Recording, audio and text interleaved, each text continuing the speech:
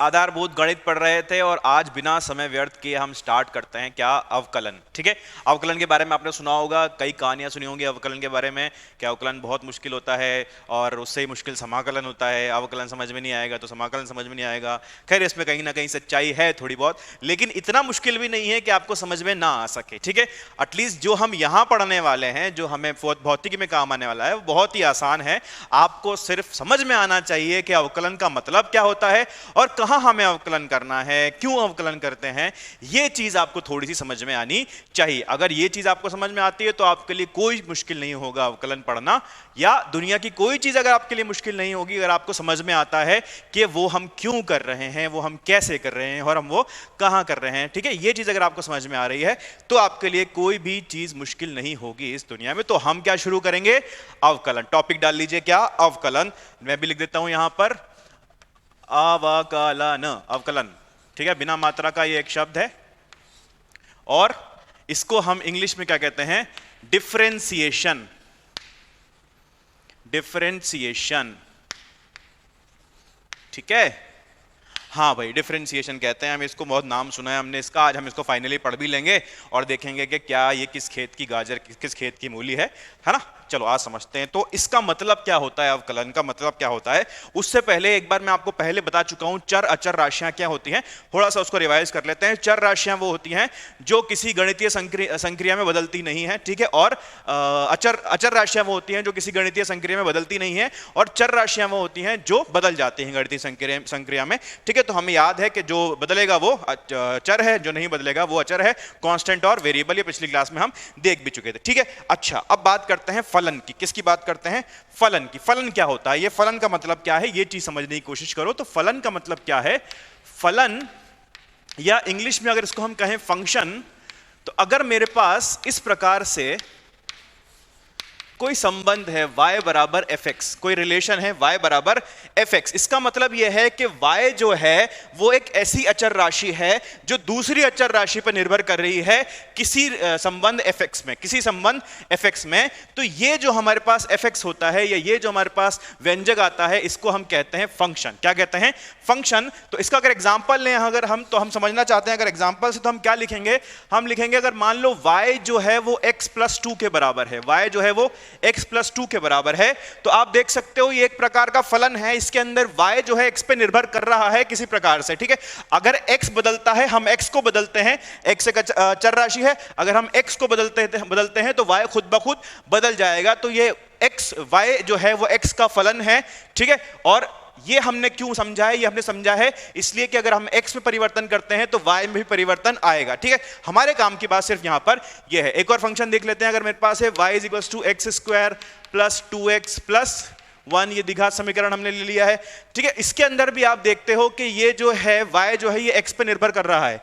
x की अलग अलग मान के लिए y का अलग अलग मान मुझे मिलने वाला है। तो यहाँ पे देखो, अगर x का मान 1 रखता हूं तो कुछ मान आएगा इसका, x का मान 2 रखता हूं तो कुछ और आएगा, 3 रखता हूं तो कुछ और आएगा। तो y का जो मान है वो x के साथ परिवर्तित हो रहा है। ये चीज हमें समझ में आई, फलन का मतलब क्या होता है। ठीक है, अगर आपको ये समझ में आ गया है तो हम आगे चलते हैं, फिर देखते हैं कि जो अवकलन है उसका भौतिकी मतलब क्या है, इसका भौतिक मतलब क्या है उसका, वो चीज हम समझने की कोशिश करते हैं। तो ये मैं हटा देता हूं, इसका हमारा काम हो चुका है। बहुत छोटी सी चीज थी, एक बार हमें समझनी थी बस। बहुत डिटेल में अगर आप इसको पढ़ना चाहते हो तो आप इसको मैथ्स में पढ़ोगे, फंक्शन, ये जो भी पूरे टॉपिक है, संबंध और ये सब, इतने डिटेल की हमें जरूरत यहां पर है नहीं, तो हम इसको यहां पर नहीं पढ़ेंगे। हम सिर्फ क्या देखेंगे, हम देखेंगे कि अवकलन कैसे करते हैं, उसका भौतिक अर्थ क्या होता है। चलो भौतिक अर्थ समझते हैं। अगर हम बात करते हैं, चलो हम बात करते हैं वेग की। ठीक है, वेग की बात करते हैं।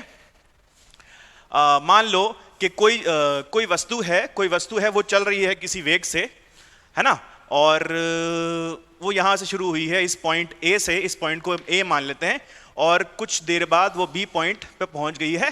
ठीक है, और ये जो दूरी है इसको मैं मान लेता हूं ये दूरी है डेल्टा s। क्या है, डेल्टा s। ये डेल्टा का मतलब क्या है, परिवर्तन, दूरी में परिवर्तन। तो यहां पे अगर 0 थी दूरी, यहां पर s हो गई तो परिवर्तन कितना हुआ, डेल्टा s। यहां पर 1 थी दूरी, यहां पर 5 हो गई तो परिवर्तन कितना हुआ, 3 मीटर। तो डेल्टा s कितना आया, 3 मीटर। तो आपको बस याद रखना है कि इसके अंदर परिवर्तन कितना हुआ है, डेल्टा s। ठीक है, और मैं मान लेता हूं इस डेल्टा s परिवर्तन में जो समय लगा है वो है डेल्टा t। जिस डेल्टा s परिवर्तन में जो समय लगा है वो कितना है, डेल्टा t। ठीक है, वैसे आपको पता होगा, लेकिन अभी भी मैं आपको बता देता हूं, हमारे पास जो एवरेज वेलोसिटी आती है, हमारे पास जो वेग आता है, एवरेज चाल या एवरेज वेग की अगर हम बात कर लें, वो अगर हमारे पास आता है तो हम उसको कैसे लिखते हैं, डेल्टा वी बराबर, या सॉरी, वी बराबर डेल्टा एस बटे डेल्टा टी, डेल्टा एस बटे डेल्टा टी। ये वो चाल है या वो वेग है जो कि इस पूरे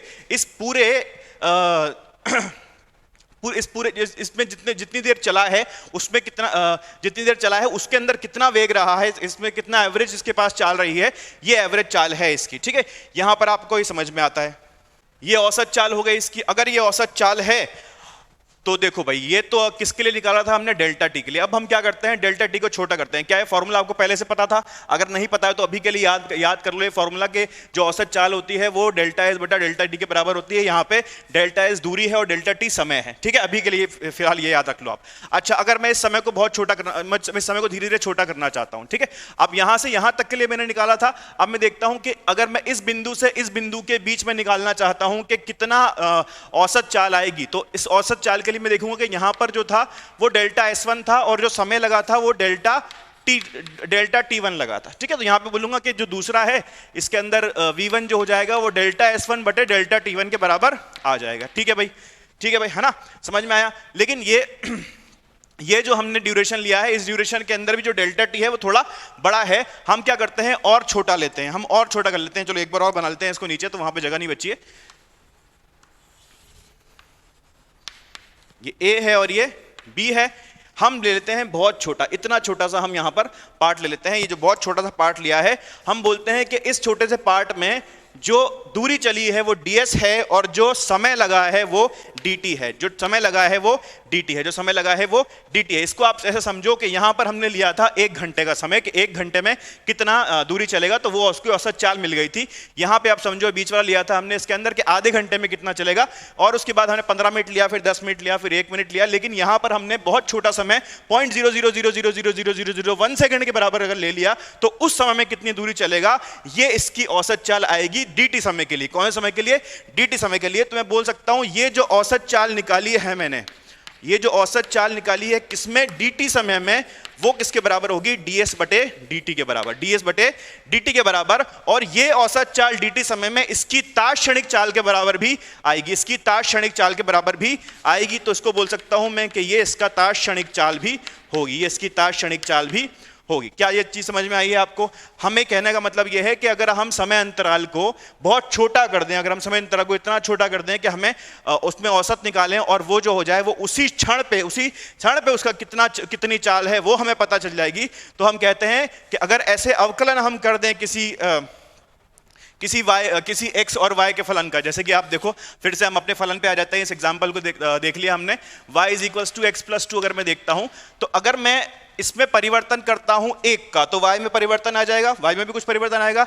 इसमें 2 का परिवर्तन करता हूं तो भी इसमें परिवर्तन आ जाएगा। लेकिन अगर मैं इसके अंदर dx का परिवर्तन करता हूं, अगर मैं इसके अंदर dx का परिवर्तन करता हूं, तो इसके अंदर जो परिवर्तन आएगा वो कितना होगा, dy का परिवर्तन आएगा। और उसको मैं कह सकता हूं कि वो जो परिवर्तन होगा वो तात्क्षणिक परिवर्तन होगा, कि उस समय दोनों में कितना परिवर्तन आ रहा है। वो औसत तो होगा ही, औसत बहुत छोटे समय पर अगर होता है तो उसको हम तात्क्षणिक परिवर्तन कह सकते हैं। और इस तात्क्षणिक परिवर्तन को या इस औसत परिवर्तन को dt समय में या dx परिवर्तन में हम क्या बोलते हैं, dy बाय dx। और यही होता है क्या, अवकलन। यही क्या होता है, अवकलन। तो ये तो इसका भौतिक मतलब हुआ, भौतिक मीनिंग हुआ, भौतिक अर्थ हुआ हमारे लिए। ठीक है, लेकिन ये बात तो आपको पता होनी चाहिए। लेकिन इससे सवाल हल नहीं होंगे, इससे आप सवाल हल नहीं कर पाओगे। इससे आप इतना कर सकते हो, कोई आपका मित्र पूछता है आपसे कि होगा कि नहीं, क्या होता है भौतिक अर्थ, क्या होता है इसका, तो आप भौतिक अर्थ बता सकते हो, बिल्कुल अच्छे से बता सकते हो, लेकिन आप उससे सवाल हल नहीं कर सकते। सवाल हल करने के लिए तो आपको फॉर्मूला पता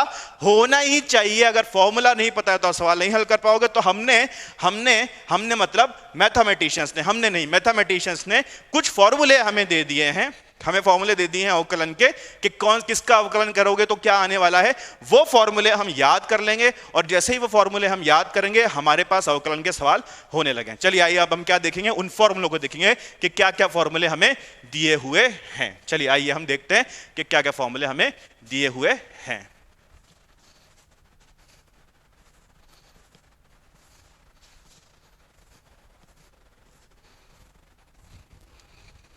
तो क्या क्या फॉर्मूले हैं हमारे पास?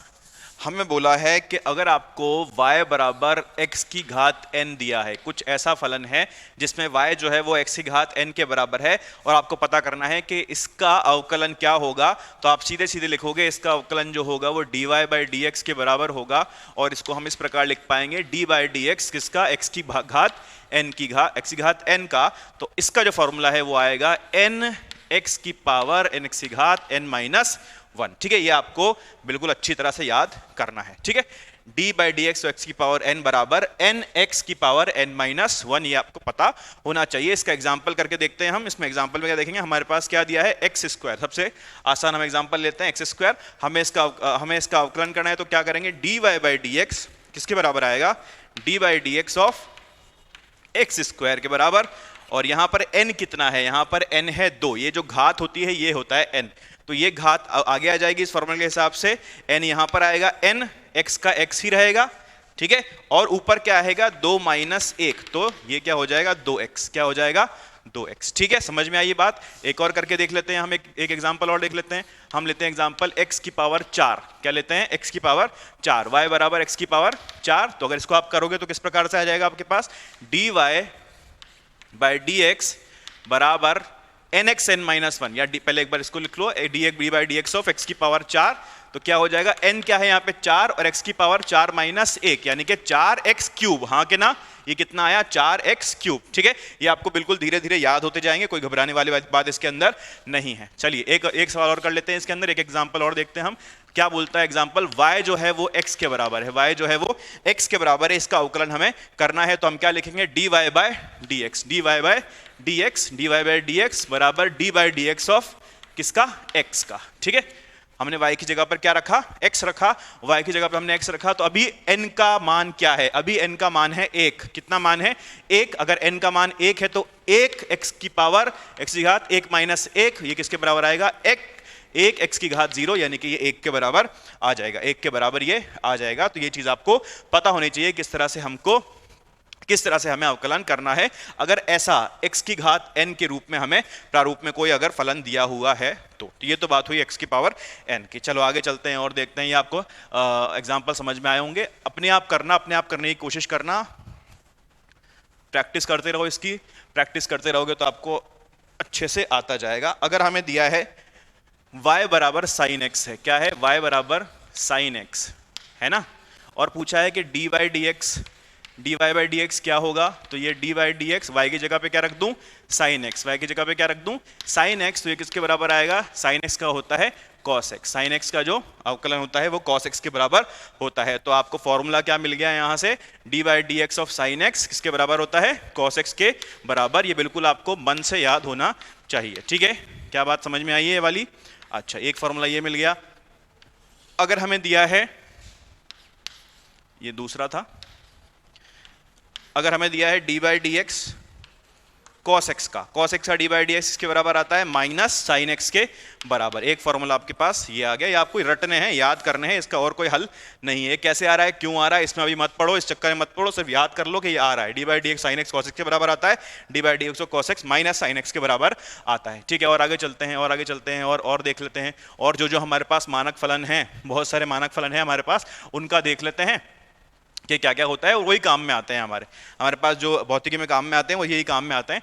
तो हमारे तीसरा कितना हो गया, चौथा हो जाएगा हमारे पास d by D x of ten x का क्या होगा, सेक स्क्वायर एक्स। क्या होगा, सेक स्क्वायर एक्स। और क्या होगा, D by D X sec X का डी बाई डी एक्स क्या होगा, सेक एक्स टेन एक्स। ठीक है, छठा देख लो, डी बाई डी एक्स किसका, ये साइन कॉस तो हो गया। हमारे पास क्या बचेगा, कॉट देख लेते हैं, कॉट एक्स क्या आएगा, कॉट एक्स आएगा माइनस कोसेक स्क्वायर एक्स। ये माइनस का बहुत अच्छे से आपको ध्यान रखना है। सातवां देख लो, डी बाई डी एक्स किसका, को क्या बचा, कोसेक एक्स का डी बाई डी एक्स क्या आएगा, minus cosec X cot X, minus cosec X cot X. ठीक है, ये चीज समझ में आई है आपको। अच्छा चलो, ये हो गए हमारे त्रिकोणमितीय फलन। इसके बाद जो फलन आते हैं वो देख लेते हैं, और क्या क्या फलन है हमारे पास। आओ भाई देखो, D by D X L N X, ln x क्या होता है, log x हमने पढ़ा था ना, अगर log के बेस log का आधार होता है e पे तो हम उसको ln x लिख देते हैं। तो इस ये वाला जो होता है इसका अवकलन क्या होता है, 1/x। क्या होता है इसका अवकलन, 1/x। ठीक है, ये आपको याद रखना है। और d by D x of e की पावर एक्स, ई की पावर एक्स अगर हम लेते हैं तो ई की पावर एक्स बहुत ढीठ होता है, इसका जो अवकलन होता है वो ई की पावर एक्स ही होता है। ठीक है, ये अवकलन करने पर भी नहीं बदलता, बहुत ढीठ फलन है, अगर ढीठ फलन है तो ई की पावर एक्स ही रहेगा। ये बात समझ में आई है आपको। तो ये कुछ फॉर्मूले हैं हमारे पास, ये फॉर्मूले आपको याद रखने हैं, बिल्कुल एकदम मन में आपको बैठ जाने चाहिए कि ये फॉर्मूले हमको यूज करने हैं और इसी पे सवाल आपको मिलते हैं। मतलब सवाल इस पे, मतलब यही फॉर्मूले हमें इस्तेमाल करने पड़ेंगे हमारे न्यूमेरिकल में। चलो आगे देखते हैं हम आगे और क्या कर सकते हैं। ये अगर आप नोट कर लो, पहले पॉज करो, पहले इनको नोट कर लो, अच्छे से याद कर लो, फिर आगे बढ़ो, फिर आगे बढ़ के हम और देखते हैं क्या क्या हम सवाल ही बना सकते हैं इसके ऊपर। ठीक है,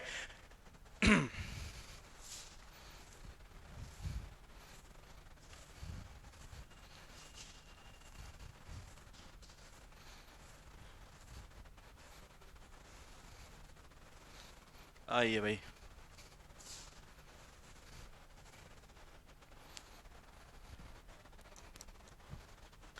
कुछ प्रमेय हम इस्तेमाल करते हैं इसमें अवकलन में, वो प्रमेय देख लेते हैं क्या क्या हैं।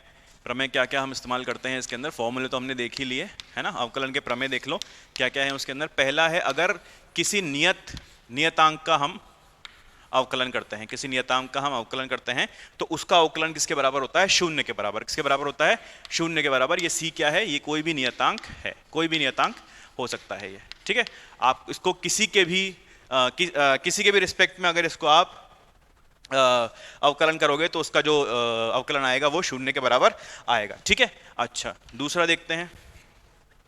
इस प्रकार से आपके पास कुछ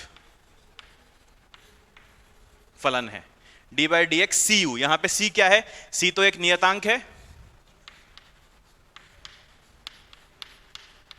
ठीक है, और u क्या है, u है x का फलन, u एक x का फलन है। ठीक है, तो हम x के तुलना में इसको कर रहे हैं तो x का ही फलन लेना पड़ेगा हमें। तो ये जो हो जाएगा वो क्या होगा, d by D X C U जो है, ये जो नियतांक है यहां से उठ के बाहर आ जाता है, ये c du बटे dx के बराबर होता है, c du बटे dx के बराबर होता है। ठीक है, अब अगर मैं आपसे पूछूं कि एग्जांपल ले लूं मैं इसके अंदर कि t बाई डी एक्स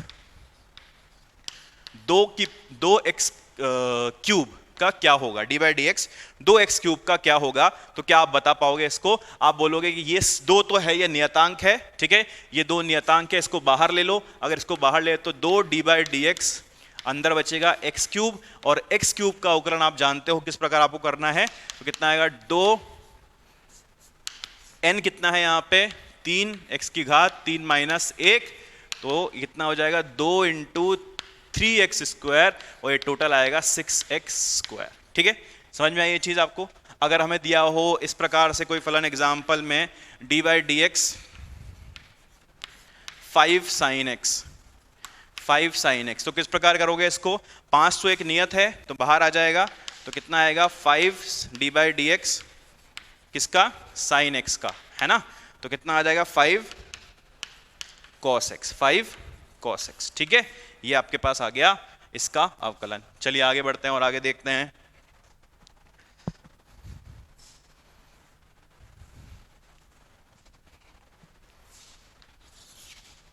अच्छा भाई, अगर हमें दिया हो इस प्रकार से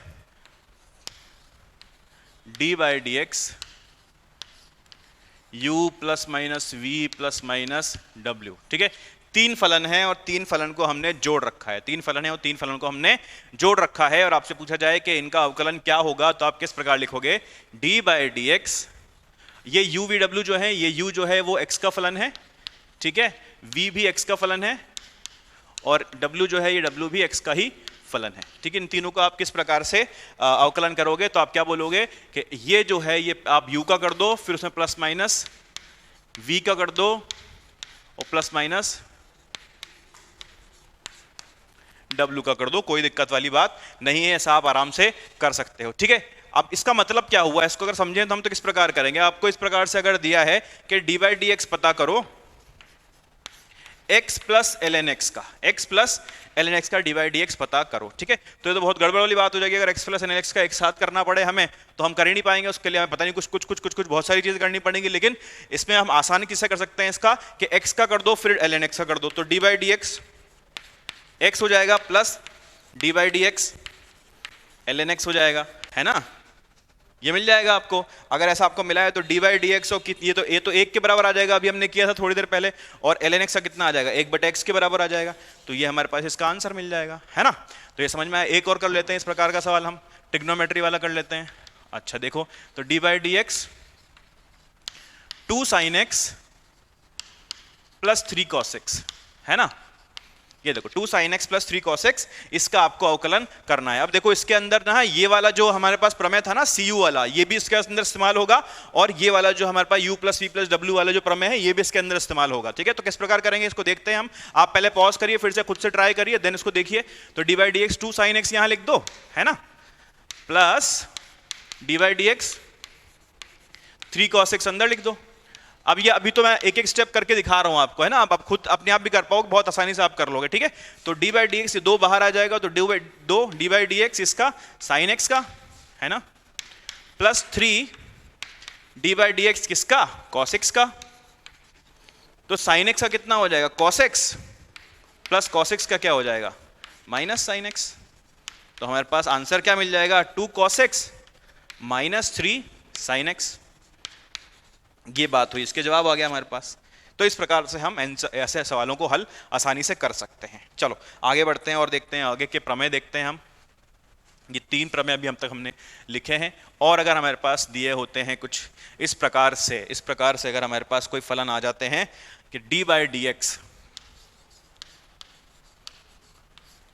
u डॉट v, मतलब u भी x का फलन है और v भी x का फलन है, और दोनों का गुणनफल दिया है मुझे, और उन दोनों के गुणनफल का मुझे अवकलन निकालना है। तो किस प्रकार मैं इसको निकालूंगा, तो आप देख सकते हो इसको हम किस प्रकार निकालेंगे। इसका एक फॉर्मूला होता है, इस फॉर्मूले को आपको बिल्कुल याद रखना है। ये कौन सा हो गया था, 3, ये है आपका 4। तो d by D X u dot v किसके बराबर आएगा, ये आएगा आपके पास u v du by D X plus u dv by dx, है ना। ये चीज आपको पता होनी चाहिए, आपको याद रखना है। पहले हमने u का किया है, v को वैसे ही छोड़ दिया है, प्लस किया है, फिर v का किया है और u को वैसा ही छोड़ दिया है। ठीक है, अगर ऐसा कोई सवाल आता है तो किस प्रकार करोगे इसको, एग्जाम्पल देख लो, इसको पहले नोट कर लो, इसको नोट करके अपने कॉपी में लिख लो डब्बा बना के, तो ये आपका फॉर्मूला हो जाएगा। और किस प्रकार से आप इसको करोगे देख सकते हो, d बाई डी एक्स, अगर कुछ सवाल ऐसा है आपके पास, d by D X x ln x, x into ln x। अब ये गुणनफल में है, उसमें प्लस में था, यहां पर गुणनफल में है, तो किस प्रकार करेंगे इसको, d by D x of x ln x। तो पहले आप ln x को बाहर ले लो, एक मान लो ln x जो है एक नियत राशि है, तो उसको नियत राशि की तरह बाहर ले सकते हो, ln x, और किसका अवकलन करोगे, x का, plus x d by D x ln x। ठीक है, ऐसे कर सकते हैं हम इसको। अगर ऐसे कर सकते हैं तो d बाई डी एक्स, इसका dx बाई डी एक्स क्या आएगा, 1, तो ln x हो जाएगा, प्लस यहां पर x, ln x क्या होगा, 1/x, ये आपके पास जवाब क्या आ जाएगा, ln x प्लस 1। ये हो गया इसका अवकलन। आई बात समझ में। इसका एक इसी तरह का एक सवाल और हम देखेंगे, अभी एक सवाल और देखेंगे हम इसी तरह का।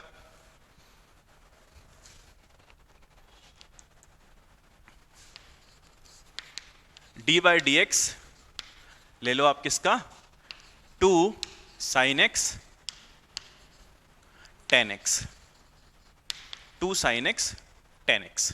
ठीक है, इसको आपको अवकलन, इसका आपको अवकलन करना है। तो किस प्रकार करोगे आप, ये 2 तो नियत राशि है, इसको हम वैसे ही पहले बाहर निकाल लेते हैं। तो 2 को बाहर निकाल लिया मेरे पास, और क्या बचा, d by D x sine x ten x, D by D x sine x ten x.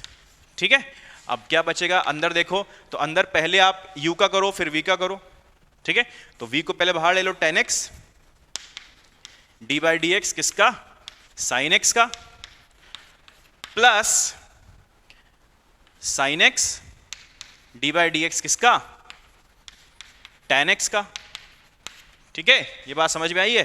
तो 2 tan x साइन x का क्या होगा, cos x, plus sign x, ऐसा कैसा चलेगा, और tan x का क्या होगा sec स्क्वायर x। ये आ गया आपके पास इसका आंसर, है ना, ये आपको आंसर मिल गया इसका, तो इसका जवाब हो गया। इस प्रकार से आपको इस वाले प्रमेय को इस्तेमाल करना होता है अगर गुणनफल में कोई दो फलन होते हैं आपके पास। इसके बाद और देखो और किस प्रकार से हमें सवाल पूछे जाते हैं।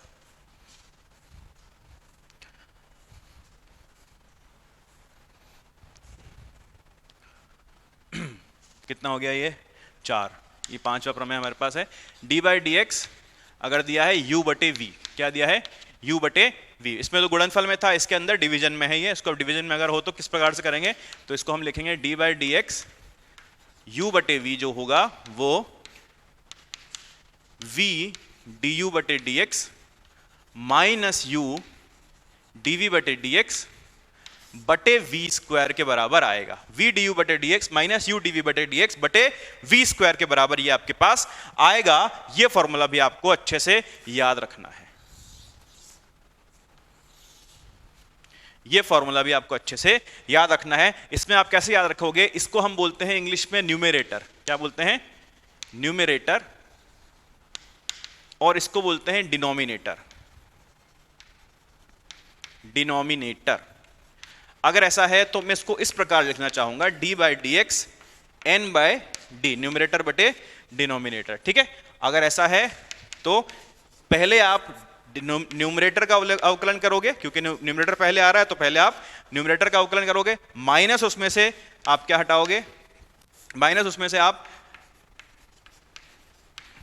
डिनोमिनेटर का अवकलन करोगे, उसको गुणा करोगे न्यूमरेटर से, और नीचे डिनोमिनेटर आता ही है तो यहां लेकिन डिनोमिनेटर का स्क्वायर आएगा। तो इसको आप इस तरह भी याद रख सकते हो, ठीक है। ये और ये दोनों ही तरीके हैं इसको याद करने के। सवाल किस प्रकार पूछा जाता है, इसके अंदर सवाल आपसे पूछा जाएगा D by D x of L N X बटे एक्स, ठीक है। ये इसके अंदर एग्जाम्पल लिया हमने। अच्छा देखो इसको कैसे करेंगे, कैसे करेंगे इसको हम किस प्रकार से करेंगे, तो आप लिखोगे डी बाय डी एक्स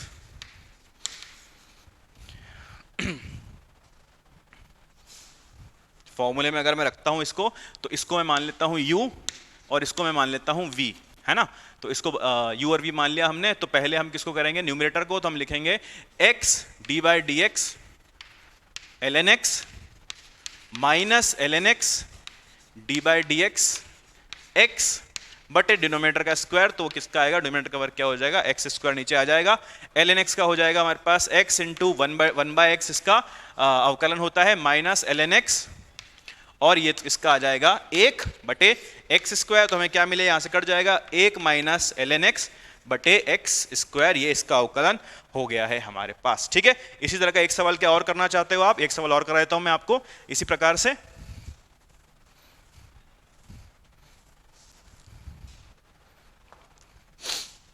कितना हो गया, अच्छा ये तो एग्जाम्पल ही चल रहा है हमारा, D by D x sine x बटे cos x, बिल्कुल आसान सा ले लो, sin x बटे cos x। वैसे तो ये tan x हो जाता है, तो आपको पहले से पता है tan x का होता है sec स्क्वायर x होता है, हम इसको चेक भी कर लेते हैं sec स्क्वायर x आता है कि नहीं आता है। चलो देखो, तो हम इसको कैसे लिखेंगे, cos x बाहर ले लेंगे, पहले न्यूमरेटर का करना है तो न्यूमरेटर का कर लो, माइनस sin x, अब न्यूमरेटर बाहर, डी बाई डी एक्स किसका cos x का ले लो डिनोमिनेटर का, और नीचे डिनोमिनेटर का स्क्वायर ले लो cos स्क्वायर x, ठीक है।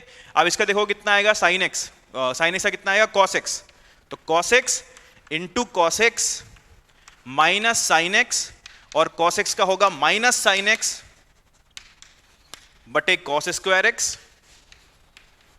ठीक है। तो ये कितना हो जाएगा cos स्क्वायर x, ये minus minus plus, plus sin square x upon cos square x,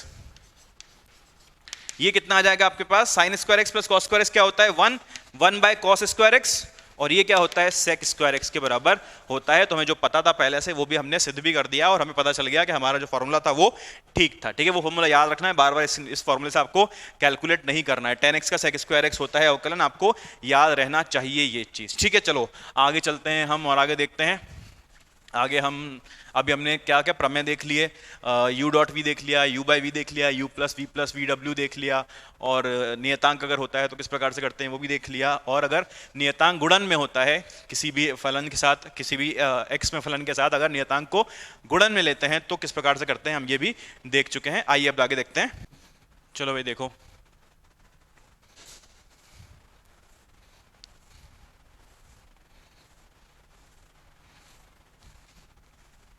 अच्छा ये तो आपके पास जितने भी फलन आया आपने उनको कर दिया, आप किस प्रकार से कर पाए, ठीक है, हमने देख लिया उसको। लेकिन अगर आपको कुछ इस प्रकार से फलन दिया हो, ठीक है, इस प्रकार से हो, आपको डी बाई डी एक्स निकालना है 2x प्लस 5 का क्यूब, 2x प्लस 5 का क्यूब, तो क्या करोगे आप बोलोगे सर 2x प्लस 5 का क्यूब का फॉर्मूला लगाओ, फॉर्मूला लगा के इसको हल कर दो, फॉर्मूला लगा के इसको हल कर दो, ठीक है। चलो मान ले, ये भी ठीक है, मान लिया आपकी बात ये भी। अगर मैं यहाँ 4 कर दूं तो, अगर 4 कर दूं तो कैलकुलेशन आपकी बढ़ती जाएगी, अगर 5 कर दूं तो और कैलकुलेशन बढ़ जाएगी, अगर 6 कर दूं तो और कैलकुलेशन बढ़ जाएगी। तो इसका करने का कोई आसान तरीका हमारे पास होना चाहिए, तो वो आसान तरीका हमने सोचा और बोला कि इसको करने के लिए हम एक नियम बना देते हैं जिसको हम बोलते हैं चेन रूल। क्या बोलते हैं? Chain rule. अब चेन रूल क्या कहता है ये समझो। चेन रूल कहता है कि आप इसको अवकलन करना चाहते हो तो आपके पास जो फलन है, इस फलन को आप मान लो कि ये कुछ u है, ठीक है, ये क्या है? u है, तो आप बोलोगे कि d by D X you की पावर 5 है मेरे पास, है ना। और इसको बोलो कि ये जो u है इसका अवकलन कर देता हूं। पहले इसका अवकलन क्या होगा? 5 u की घात n माइनस 1, 5 माइनस 1, 5 था 4 था, 5 4 माइनस 1, यहां पर भी 4 आएगा, 4 u की घात 4 माइनस 1, और फिर इसका अंदर चल के और अवकलन कर दूंगा, है ना। तो क्या बचा मेरे पास? ये 4 u की घात 3 du बटे dx। कितना आएगा ये? 4 u की घात 3 क्या आएगा? 4 u कितना है? 2x प्लस 5 को मैंने u माना था, और ये कितना होगा? d बाई डी एक्स, किसका? 2x प्लस 5 का, ठीक है। अब ये जो u था, ये जो पावर था, इस पावर का अवकलन मैं कर चुका हूं। अब मेरे पास अंदर जो u था उसका अवकलन मुझे करना है, मैंने इसको u माना था, तो कैसे होगा? 4 2x प्लस 5 का क्यूब बाहर, इसका अवकलन करोगे तो d by D x 2x, d by D x किसका? 2x का, plus d by D x किसका? 5 का, तो कितना आ जाएगा? 4 2x प्लस 5 का क्यूब, इसका आ जाएगा 2 बाहर आ जाएगा, dx बाई डी एक्स 1 आएगा, प्लस और 5 का होगा क्योंकि नियत है इसलिए 0, तो ये हो जाएगा 4 दूनी 8, 8 2x प्लस 5 की घात 3। ये मेरे पास इसका जवाब आया है, ठीक है। ये समझ में आया आपको किस प्रकार से किया हमने? ये इसका जवाब हमारे पास आया है। अगर ये इसका जवाब है तो हम इसको कैसे कर सकते थे? पहले तो एक तो अभी जो घात 4 है इसका फॉर्मूला लगाओ, फॉर्मूला लगा के इसको गुणा करो, गुणा करके आप इसको निकालो, ठीक है। या फिर आप डायरेक्टली चेन रूल लगाओ, एच और चेन रूल लगा के आप इसको हल करो, ठीक है। इसको और अच्छे समझते हैं हम, इस चेन रूल को और अच्छे समझते हैं कि एग्जाम्पल लेते हैं कि अगर हमें दिया हुआ है डी बाई डी एक्स निकालना है आपको साइन x प्लस 3 का, साइन x प्लस 3 का आपको, या इसको और हम पावर लेते हैं, साइन x प्लस 3 की पावर 2, ठीक है। साइन x प्लस 3 स्क्वायर का आपको निकालना है अवकलन। तो किस प्रकार करोगे आप क्या करोगे? पहले आप चलना यहां से शुरू करोगे, लेफ्ट से अंदर की तरफ आप बढ़ना शुरू करोगे और तोड़ते जाओगे, अवकलन करते जाओगे, ठीक है। इनको ठोकते जाओगे और इनका अवकलन करते जाओगे। तो साइन का अवकलन क्या होगा? कॉस। साइन का अवकलन क्या हुआ? कॉस। ये वाला हमने ब्रैकेट तोड़ा, हमने साइन का अवकलन कर दिया। साइन के बाद हम अंदर गए इस ब्रैकेट पे, तो इस ब्रैकेट पे देखो, इस ब्रैकेट पावर कितनी है? 2। कितनी पावर है? 2। इसका अवकलन करोगे आप, लिखोगे अंदर 2x प्लस 3 की घात 1, ठीक है। आप इस वाले ब्रैकेट के अंदर गए, अब आपको मिला कि जब ये पावर टूट गई तो इसके अंदर आपको मिला, अगर एक ब्रैकेट और लगा लें हम यहां पर, तो x प्लस 3, और x प्लस 3 का अवकलन आप करोगे किस प्रकार से? 1 प्लस 0, x का अवकलन 1 आएगा और इसका अवकलन जो आएगा वो 0 के बराबर होगा। तो आपके पास क्या आ जाएगा? कॉस 2, मैंने कुछ गड़बड़ कर दी इसके अंदर, इसको इस प्रकार लिखेंगे हम, कॉस, पहले अपने अवकलन किया तो कॉस आया, कॉस के साथ इसका फंक्शन जो चल रहा था x प्लस 3 का स्क्वायर वही आएगा। फिर हम अंदर चलेंगे तो 2x प्लस 3 की घात 1, और फिर और अंदर चलेंगे तो x का अवकलन 1 और 3 का अवकलन 0 हमारे पास आ जाएगा। तो क्या हो जाएगा, इसको लिखोगे आपके आगे 2x plus 3 cos x plus 3 का स्क्वायर, कॉस x प्लस 3 का स्क्वायर, ये आपके पास जवाब आ जाएगा। ठीक है, आपको अंदर चलते जाना है और फलनों का अवकलन करते जाना है। थोड़ी सी टिपिकल चीज है, थोड़ी सी डिफिकल्ट चीज है, ये मानता हूं मैं, लेकिन प्रैक्टिस के साथ ये आपको आती जाएगी। जैसे जैसे आप प्रैक्टिस करोगे इसको, वो आपको आती जाएगी। तो मैं आपको, अगर इसको जनरल हम बोलते हैं कि जनरल हम कैसे बोलेंगे, इसको जनरल कैसे लिखेंगे हम इसको, तो इसका लिखने का तरीका यह है कि डी बाई डी एक्स ऐसे फलन का जिसके अंदर, खुद के अंदर एक फलन है और हो सकता है कि इसके अंदर भी एक फलन हो, तो इसको हम किस प्रकार लिखेंगे, डी बाई डी एक्स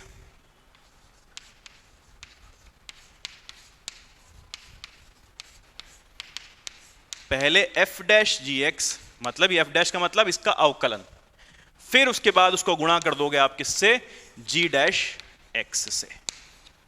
हाँ कि ना, ये चीज समझ में आई है। अगर इसके अंदर और होता है, एच एक्स होता, तो हम उसको और आगे करते जाते। तो ये लिखने का तरीका है, इसमें मत पढ़ना, ये ज्यादा टिपिकल थोड़ी सी चीज है, देखने में इसमें डर लगता है इसको देखकर, लेकिन इसमें हम पढ़ना, आपको एग्जांपल्स जो मैंने समझा है उस एग्जांपल से आप समझो। एक एग्जांपल और कर लेते हैं हम, मुझे लग रहा है थोड़ा इसका एग्जांपल और कर देना चाहिए आपके लिए।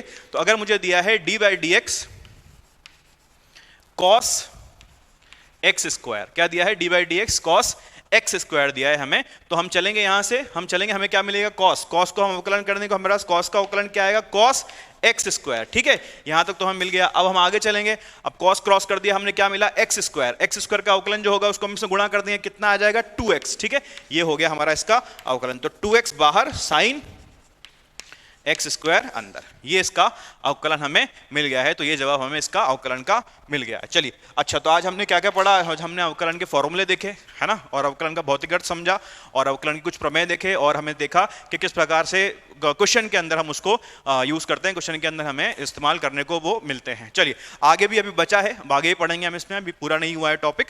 ठीक है, आप क्वेश्चन जहां मिल रहे हैं आपको ट्राई करते रहिए, प्रैक्टिस करते रहिए। आज हम यहीं पर खत्म करते हैं, तो आज के लिए थैंक यू।